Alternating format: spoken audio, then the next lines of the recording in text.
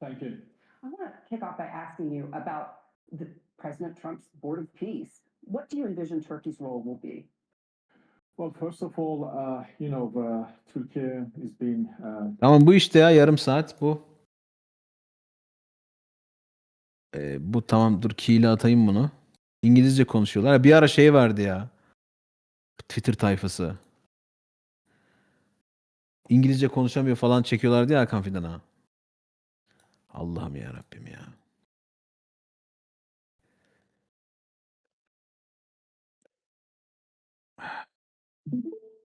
NTV izlemedik. Abi şöyle bir şey var. NTV 5 gün önce Sky News dün, NTV 1 saat, Sky News yarım saat. Karar verin hangisi?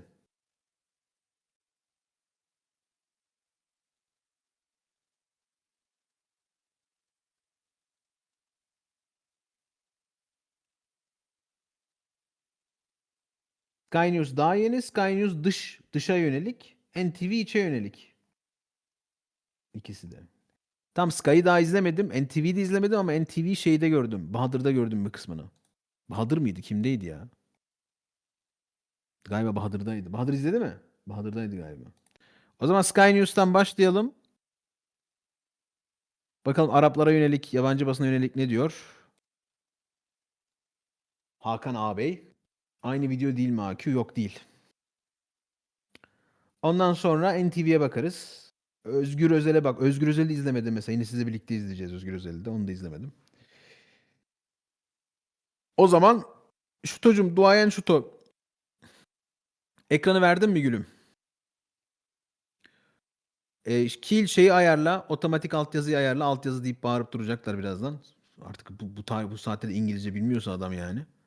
Türkçe otomatik yaptın mı? Tamam. Oynat o zaman izleyelim. Foreign Minister, thank you so much for joining me on the record. Thank you.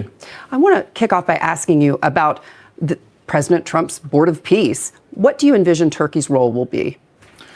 Well, first of all, Turkey has been giving great importance to holding the ceasefire in Gaza because I think our primary objective is really... Biraz ses çok falan. Bunların derdi tasası bitmiyor amına koyayım da bakma. Oynat. To see that ceasefire is delivering the results and really making lives of Palestinians and Gazans better. So we think that Board of Peace is an opportunity to advance this agenda because for a long time, for the last couple of years, as you know, that there was a big war going on and thousands of people murdered and now millions of them are suffering. And we think that a Board of Peace is a chance to actually stop this and go back to normal life. Your president has made no secret of the fact that he believes the Israeli government has been in the wrong throughout that conflict. In terms of what happens with this Board of Peace, there's been a suggestion that a lot of this will have to do with infrastructure development. This will all have to do with potentially making a new Gaza, as U.S. President Donald Trump has suggested. What would you like to see? Well, of course, we would like to see Gaza is being rebuilt and people are going back to their normal life and all the Gazan people are living their life in dignity, in... Davos'ta Gazze'yi falan tanıttılar ya, anasını satayım. Sanki Laz müteahhitler yeni şey projesi yapıyorlar. Daire falan satıyorlar. Ben böyle perverte olmuş, hani böyle sapkın bir şey görmedim. Projeleştirme görmedim yani. İğrençti, hakikaten midem bulandı.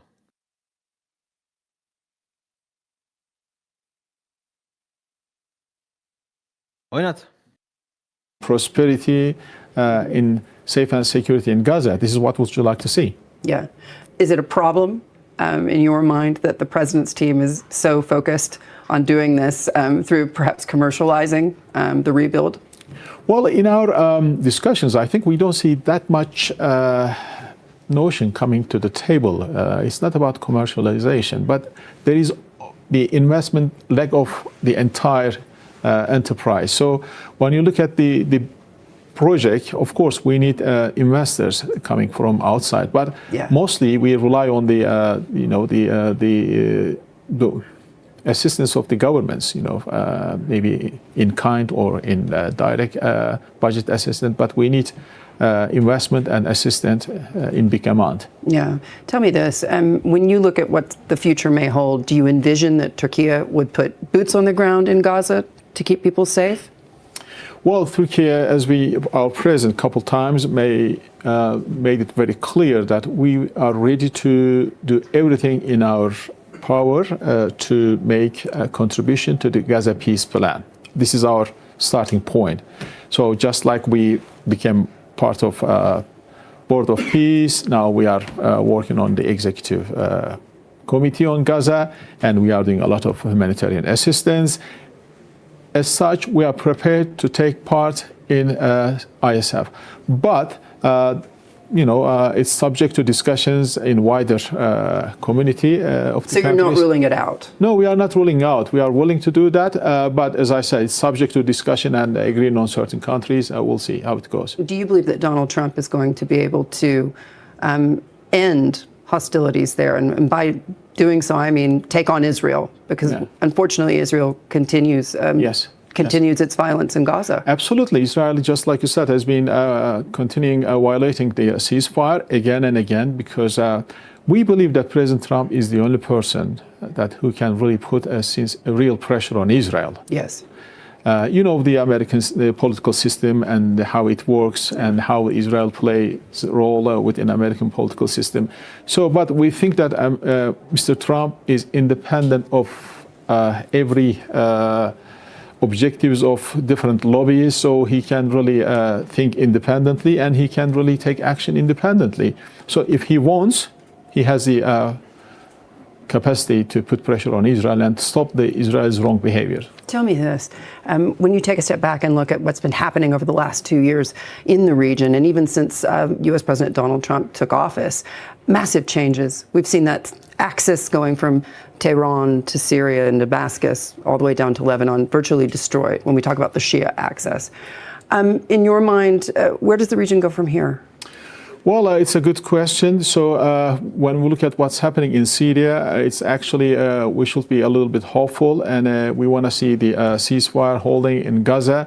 Those are good signs, especially what happened in Syria. Regional countries, United States and the international community have come together for the first time on an issue in Middle East that fast, that quick, and they started delivering something. I think that tells something. If we can repeat this on other problems in our region or globe, we can really make quick achievements. But our region will never be the same.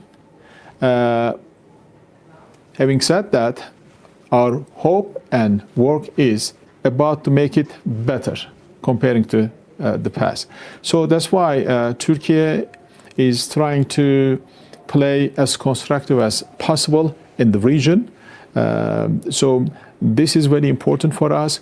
The regional ownership of the problems are very much important for us, because I think this is in line with the President Trump's overall policy methodology too, because they don't want to be the global police of the global order. So we as Turkey and the regional countries can come together and we can own our problem and we can do whatever is necessary. Is this a new Ottoman Empire in a sense? No, we are not saying Ottoman Empire, because Ottoman Empire was about being an empire. Now we are talking about nation states. Bunu bir geri al. Cümlesini bölmüş olmayayım.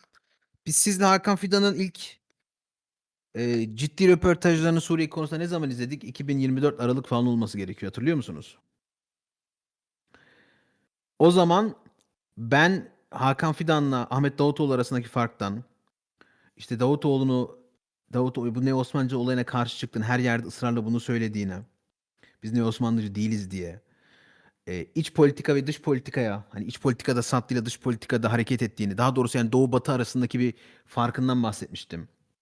Realizmle konstrüktivizm arasındaki farkından bahsetmiştim. Hatırladınız mı o yayınını? Dışişleri yayınını. Birebir şurada anlattığı şu anda o dönem konuştuğumuz mesele. Yani Amerikan hegemonyası bütün dünya ve buraya hakim olmayacak. Dolayısıyla bölgesel olarak ama bir şey güç olarak değil, yeni bir hegemon olarak değil yani. Aynı düzeyde hareket edilmesi ve bir güç boşluğunun oluşturulmaması. Yani İran'ın da Suriye'nin de güçlü olması gerekiyor ki kendi işlerini kendileri görebilsin ve biz doğrudan işbirlik halinde olabilirim diye. Lütfen o yayını tekrar izleyin. Ben aynı şeyleri konuşmak istemiyorum. Açık açık söylemeye başlamış yani. O zaman ima ederek söylüyordu. Dolaylı söylüyordu. Şimdi açık açık söylüyor. Ne Osmancılığı sorunca da direkt zaten zıplıyor hemen diyor. Yok öyle bir şey değil kastettiğim. Çoğu kişi onu anlamıyordu işte. Ben Davutoğlu konusuna değmiştim ya. Davutoğlu o zaman da sözcüye çıkmıştı. Hani bunları görmüyor musunuz? Davutoğlu laf sokuyordu Fidan'a, Fidan ona işte alttan. Hani bir ara burada yanlış yaptık falan gibisinden eski dışişleri şeyini falan eleştiriyordu. İsmi neydi tekrar? Bakmam lazım. Bakarsam atarım Berkancığım buraya. Devam et. Is this a new Ottoman Empire in a sense? No, we are not saying Ottoman Empire because Ottoman Empire was about being an empire. Now we are talking about nation states coming together. Like an Arab NATO? Yeah, coming together and forming their own platforms and owning their problems, whether economic, political, or security or terror. Yeah. Because if we continue to wait hegemon to come and solve our problems, most of the time that problem will not be solved in a way that we would like to see, Yeah. and the price is very high. How much of a problem in your mind today is Iran? Because they've been significantly degraded. Yeah. Bu sorunun cevabını ben de merak ediyorum. Chat'teki arkadaşa diyeyim. Erlik Hakan Fidan röportajını izliyor ve Dışişleri yorumluyor.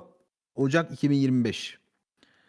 Herhalde Aralık'ta bir tane izlemişiz. Ocak'ta bir tane. Ocak'ta yüklenmiş. Ocak 2025 135 bin kere izlenmiş. Orada anlatıyorum yanılmıyorsam eğer. Orada bahsediyorum bundan. İzlemek isteyenlere. Şimdi bakalım İran konusunda niye ilginç? Çünkü Hakan Fidan'ı biliyorsunuz Fethullahçılar ilk taktığında en çok yani Erdoğan'dan bile çok takmışlardı. İlk dönemlerinde Hakan Fidan'a. Obsesyon geliştirdiler yani. Ve o zaman onu yine tekrar anlatmıştım size. Yine tekrar anlatmak zorundayım çünkü insanlar bazı şeyleri ilk defa duymuş gibi tepki veriyor her defasında. Fethullahçı tayfanın en çok suçladığı şey de İrancı olmasıydı. Yani İran'da çalışıyor. İrancı diye hatırlıyorsunuzdur. Yani yaşı küçükler belki hatırlamazlar. Ben de çünkü zaman nasıl geçtiğini anlayamıyorum bazen. 13-14 yılları üzerinden kaç sene geçmiş yani 13 sene falan olmuş normal unutulması veya işte gençlerin takip etmemesi. Öyle bir şey vardı. Takıntıları vardı onların. Tabii onların dertleri ayrı. Fethullahçı tayfanın dertleri ayrı. Biliyorsunuz o biraz kendi Amerikan desteğini konsolide etmek için suçlamalarda bulunuyorlardı. Onların dertleri başkaydı. Oynattır. Of a problem in your mind today is Iran? Because they've been significantly degraded. Yeah.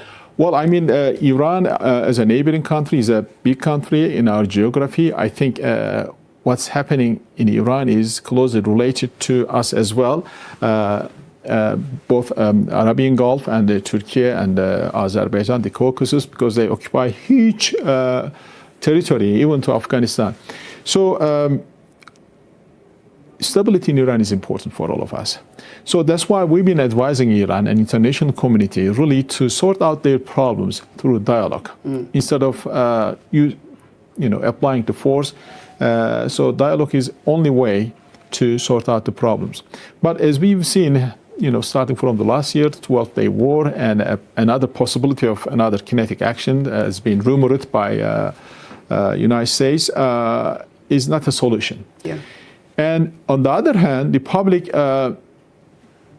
dissent and protest and demonstrations in Iran, I think the regime and the government is receiving necessary messages. But because of their own problems with international system, financially and otherwise, it's not easy for the government to deliver the economic means to their own population.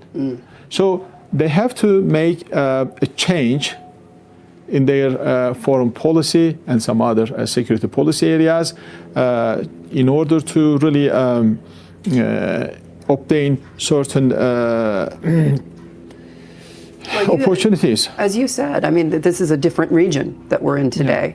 Yeah. Do you see that inevitably that will lead to regime change in Iran? Well, we are not talking about that, and I don't believe that it will. You don't believe we'll see regime change? No. We don't. No, I don't believe in regime change, but I don't believe what's happening in Iran or around Iran will lead a regime change.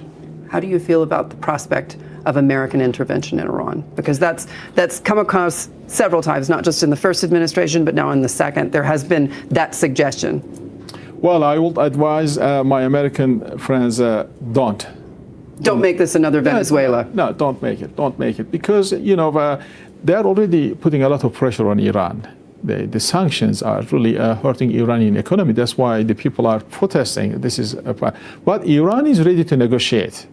But you need to find a way of negotiating in a right way. So they don't lose face? They shouldn't lose face, but if they feel like they've been cornered, they will get ready for the worst case scenario. So if we really want to solve the problems, I believe, because I talk to Iranian friends all the time and American friends all the time. I mean, if there is only one sincere intention, which is solving the problem, I believe that there is an opportunity. Just like in the case of Russia and Ukraine. Yes. We can see the same thing between Iran and United States. Yeah, you've been an interlocutor between Ukraine and Russia. I was there for the first talks between foreign ministers between Russia and Ukraine, and it was held in Turkey. Tell me, in your mind, where do you see that peace process today? Well, today I spoke to Steve and Jared. Now they are off to Moscow. They are. This is going to be a very important trip because for the last at least 2 months, the Europeans, Ukrainians, and the Americans, all of us, we've been talking, discussing about our end of the agreement. So I think everybody has reached an understanding which can be transmitted to the Russians. Yes. Now Steve and Steve Jared, dedi, hopefully, Rusya'ya gitmeden önce konuştuk dediği Steve Witkoff biliyorsunuz. Şeyi izlediyseniz eğer Tom Baran, hangi Foşik Talk'ta yorumladım ben Tom Baran'ın Steve Witkoff'la konuşmasını? With the Gentleman, With the Gentleman İbrahim Kalın'ın Hakan Fidan'la konuşup duruyoruz iki gentleman'le. Kravat aynen öyle lisanlı garip. Kravat hediyesi. Sürekli ikisiyle görüştüklerini Ukrayna, Azerbaycan, Ermenistan meselesinde de mesela hani Trump onun çok reklamını yaptı ama arka planda Hakan Fidan ve İbrahim Kalın'la bayağı görüşülmüş. Azerbaycan, Ermenistan meselesinde mesela. Orada destekleri olmuş. Keza Suriye meselesinde çok uzun süredir görüştüklerini, Ukrayna, Rusya meselesinde uzun süredir görüştüklerini ikisinin söylüyor. Yani Steve dedi, Steve Witkoff, ABD özel temsilcisi. Oynat. They go to Moscow. When they start discussing with Mr. Putin, I hope that they will reach an understanding largely, but there might be some differences. We'll Do you see them as having perhaps new leverage with Vladimir Putin that they didn't have in the past? When you say leverage, Incentives? yeah, incentives is better. Incentives. Okay. Incentive is a better term. Yeah. And we're talking perhaps economics incentives? Economic incentives, as Mr. Putin and the Americans get closer and have more He dialogue. wants back in the international financial system. President Absolutely, Putin. yeah, So you absolutely. think that might be on the table? I'm sure it is, yeah. Yeah. I'm sure it is. So we're closer now than we have been, in your mind, to getting a deal. Yes. This Absolutely. is the closest ever. Tell me this, when you take a step back and look at the region, obviously so many different things happening with Syria. You've been a strong supporter of al-Shara and his government. There is still a group of people who look at him askance and say, what are we doing backing a terrorist? Walk me through, in your mind, how this is all going to play out, because he's not just got to win the hopes and minds of, hearts and minds of his own people, of course. He's also got to prove through actions to the West that he's the guy to be running Syria and to be backing. Yeah. Look, I mean, if we remember what happened just after Bashar Assad fled the country, in the first week, as regional countries, we came together, first in Amman, then in Cairo. Then European friends, the American friends, they also joined our meetings.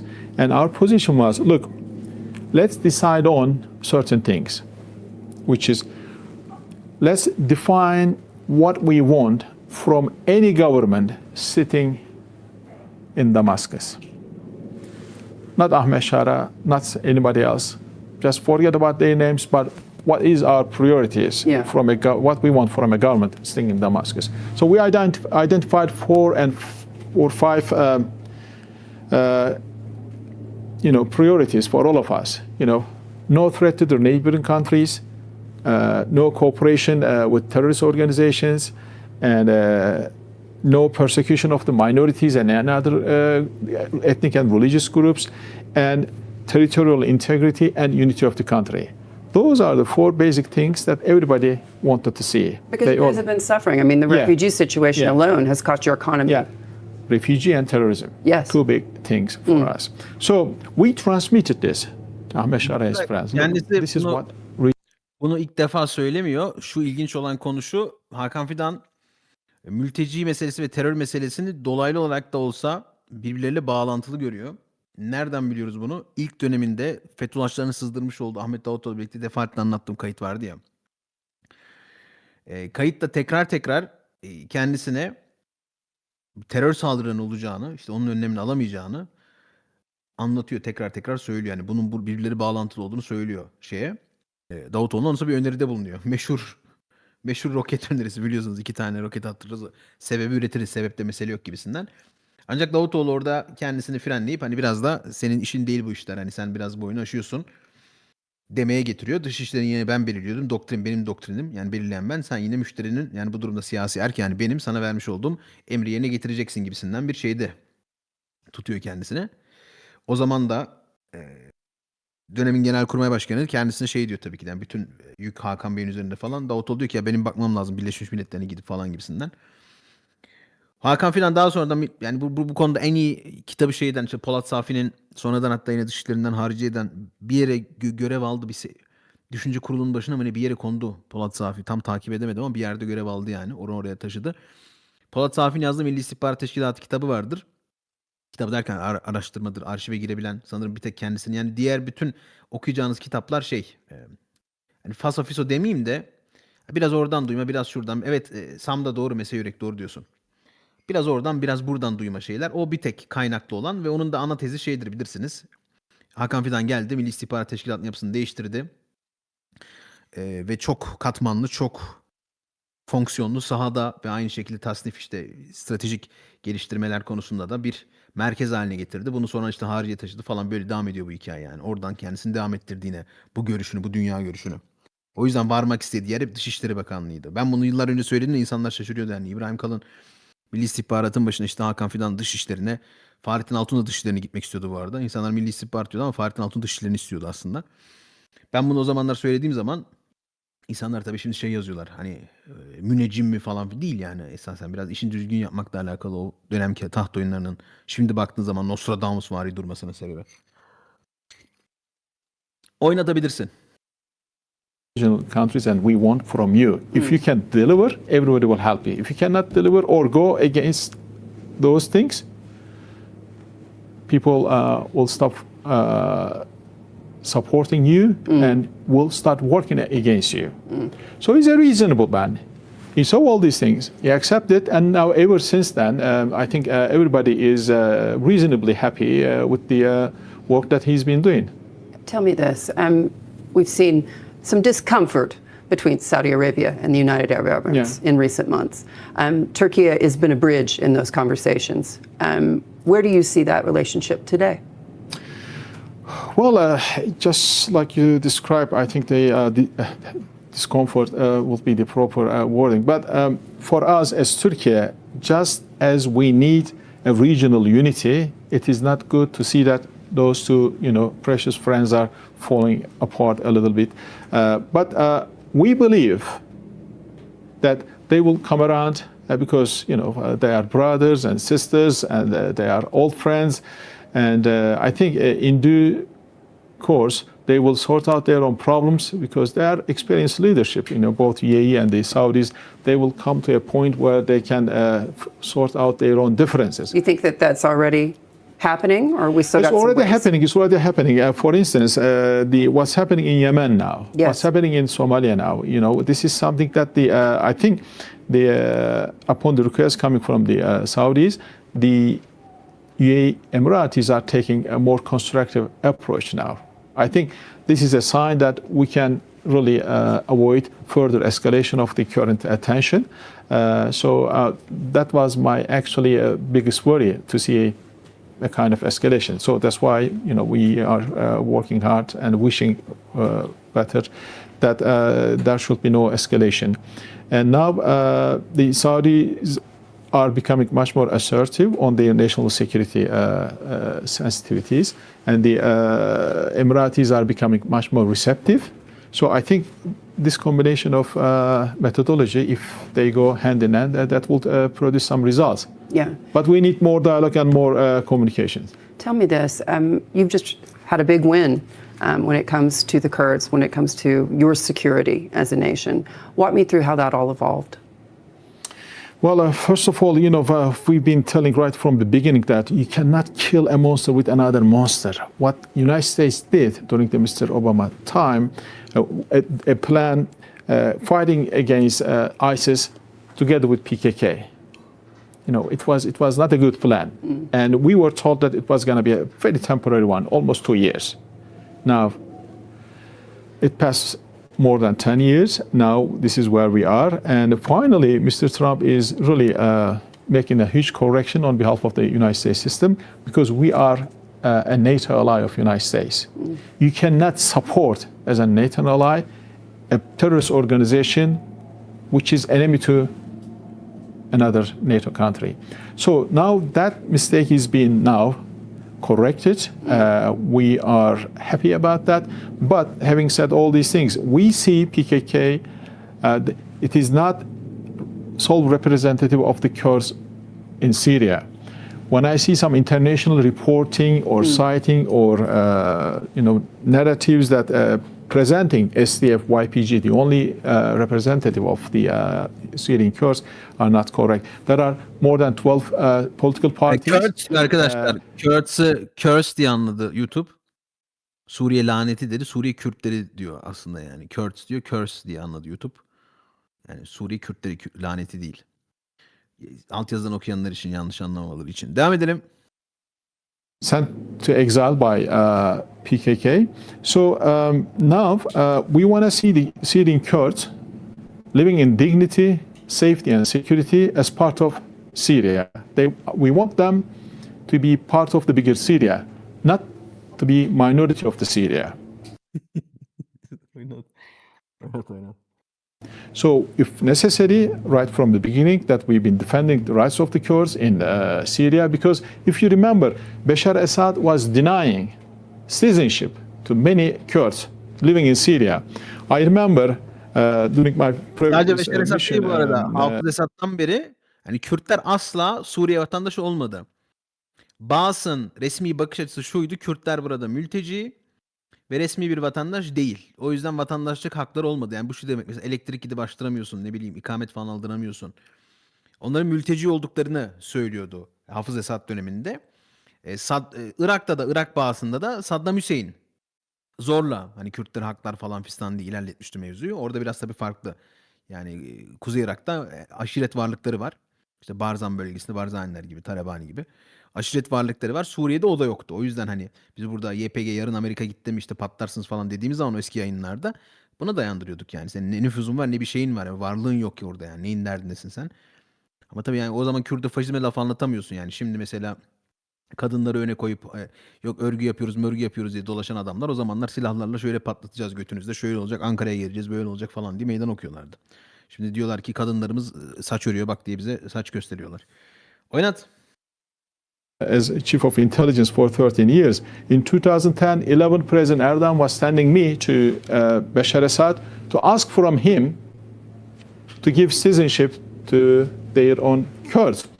So he was not doing this, but now Ahmed Shara and his people, they are correcting these historical mistakes. What we want to see, what we have in our country as constitutional citizenship, and everybody is equal, everyone can enjoy their identity, religion, ethnicity, and can be part of bigger power and bigger wealth instead of being a minority. We want to see the same in Syria. So this is where we are. Tell me this. I thought it was interesting when I was looking at the visuals coming out of the Trump meeting just a few moments ago here at the World Economic Forum, the Board of Peace. You were seated next to your Saudi counterpart. Yes. I've been covering the region for quite a while, and following the Arab Spring, it seemed as if the no friends policy or no enemies policy of the Turkish government made a lot of enemies. You've made a major shift in how you're dealing with the region. What's behind that new philosophy? Well, just like you said, I mean, we want to make friends in the region, and we understand some realities, and we think that... Because the old policy wasn't working for you. The old policy was, the old understanding in the region not working for anybody, because, we needed more dialogue, because they saw that we are keeping our ground, we saw that they are keeping their ground. So why being separated? We can come together, we can sort out our problems, and we can create a new environment while preserving our own differences. This is a mature state behavior, We need to know how to put our differences in parentheses and then move on the joint agenda. Now, what we've done collectively together on Gaza, on other regional issues, on Syria, it is a huge hope for but they are there and we are. So without, by understanding each other's position, I think we can do a lot of work together. Behind the scenes, a lot went. I don't want to go into details. Maybe one day I can speak off the record. Abi ne bekliyorsun chat'ten? Ne diyecek yani? Davutoğlu yaptı falan mı diyeceksin? Mümkün değil öyle bir şey yapması. Hep dolaylı olur o eleştiri. Suriye olayında falan da diyorlardı. O röportajı da izlemiştik birlikte. Orada da bak burada sallıyor falan demiştim size ama çok minimal yani. Denmez öyle. Oynat. I saw a lot of cooperation and goodwill from our Arab friends, and they saw a lot of cooperation and goodwill from President Erdogan and from us. So this is how we have gotten here. Tell me this, you are a NATO member. You've had many years to work with your European and American colleagues. I remember, not too long ago, there were conversations about Turkey joining Europe and the European financial and economic model. And in the years that Turkey's economy was flying, the Europeans were doing not so well, and they were desperate to get you guys on board. How do you describe that relationship today? Because frankly, whether it be on energy or other things, the priorities don't always necessarily align between Turkey and its European counterparts. Well, today I think we have more common points. So Turkey has been a candidate country for EU for a long time. And, do you think that will ever actually happen? Well, as long as EU has the mind of identity politics towards Turkey, I think it will never happen. Yeah. Because as we keep saying, EU has managed to become a supranational institution, but they failed to become a supra-civilizational one. And they will never ask this question themselves. When it comes to Turkey, they follow identity politics because they see us belonging to a different religion and different civilization. So I think this is exactly what our world needs as an answer to the problems of the humanity. So if different civilizations coming together under one roof and living under which is really what this forum is supposed to be about. Yeah, but mainly, up until 2007, until Mr. Sarkozy came to power in France, I think two major European countries, France and Germany, they had a political will to have Turkey as member of EU, provided that Turkey meets the conditions and the rules. This is fair, that you are measured and you want to meet the rules of the and standards of the EU. And up until 2007, this was the case. But when Mr. Sarkozy came to power, he changed this understanding. He adopted, identity politics. We are Christian Europe, so we don't want to see Turkey as part of our, unity. Do you see that happening with the rise of far-right parties in France and Germany today? Well, that was the idea 20 years ago. That was the reasoning when he didn't want us. He said, look, it will give a rise for far right in Europe. So what happened was, we have not become a part of EU, but and the far right happened anyway. Anyway, so we keep telling again, if we had been a part of European Union, we would have not seen Brexit.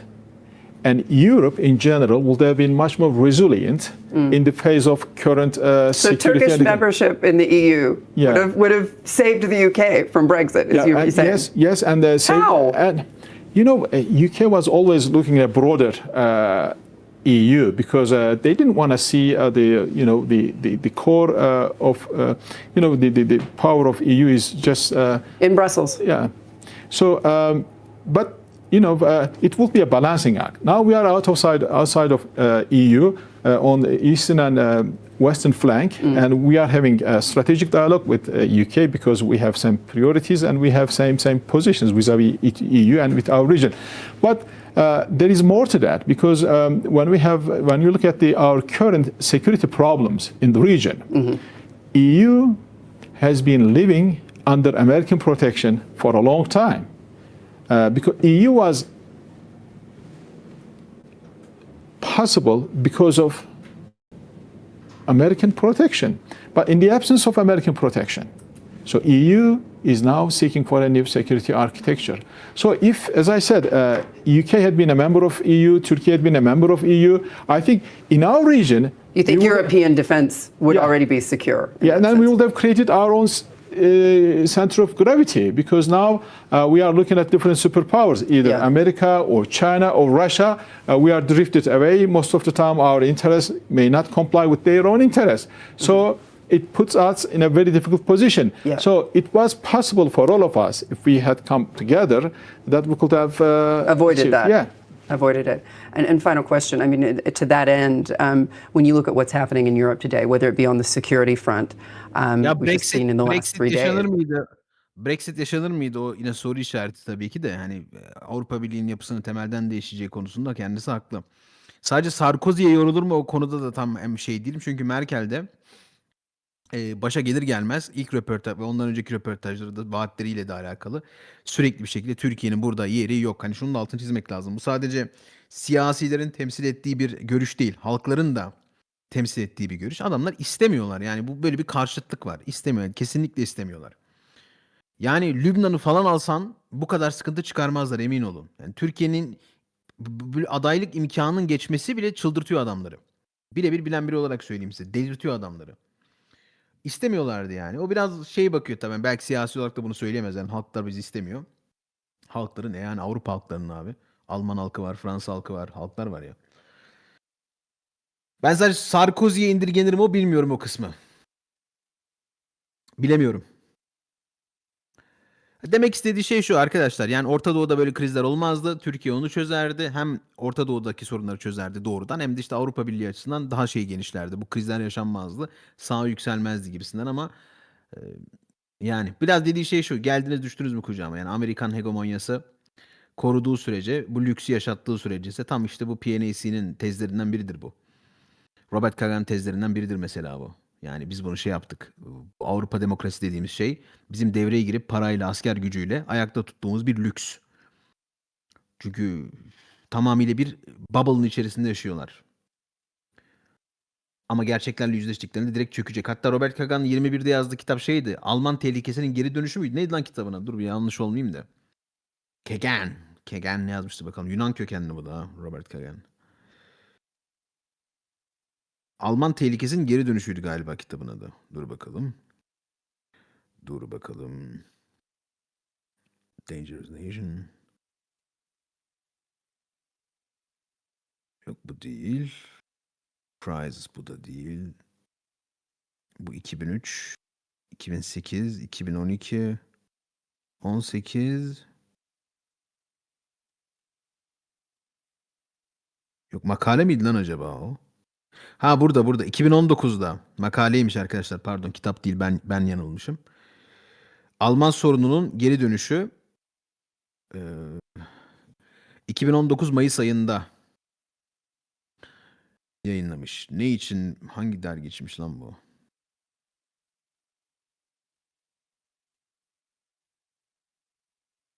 Blätter für Deutsche und internationale Politik. Alman bir dergi için yazmış. Alman politika dergisi için yazmış. 10 sayfalık bir şey. Ben bunu okumuştum, hatırlıyorum. 2019'da devam ediyordu bu eleştirilerini. 99'dan beri devam ediyor Kagan. Ondan önce de eleştirileri var ama özellikle Almanya'ya yönelik. Hani Almanya'nın kendi başına bir liderlik üstlenemeyeceği, bunun için fazla bir kimlik krizi içerisinde olduğu ve Almanya'dan bu Amerikan işte transatlantik ittifak desteği çekildiği vakit tekrardan bir sorun haline geleceğini söyleyip yazıp duruyordu. Fidan da biraz ucundan şey yapmış olduğu bu. Hani döndük dolaştık geldiğimiz nokta bu gibisinden. Hani biz Türkiye olarak bu destek olmadan ayakta durabiliyoruz ama siz Avrupa'da bununla ayakta duramıyorsunuz demeye getiriyor.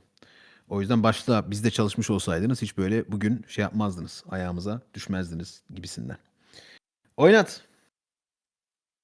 Not just the impact on financial markets and the bond markets, but also, frankly, on the goodwill of these European leaders towards America over Greenland. So in your mind, if you look at this, plus the economic challenges facing major European countries like Germany, like France, like the United Kingdom, perhaps Turkey's well out of it. Well, that's fate. So, yes, some people say so. Some people say so. Well, what would you say? Well, I say, unity is always better for everybody, because sometimes it's not about what you receive as a positive contribution to your own country, but sometimes it's about what you don't get as a negative effect to your country.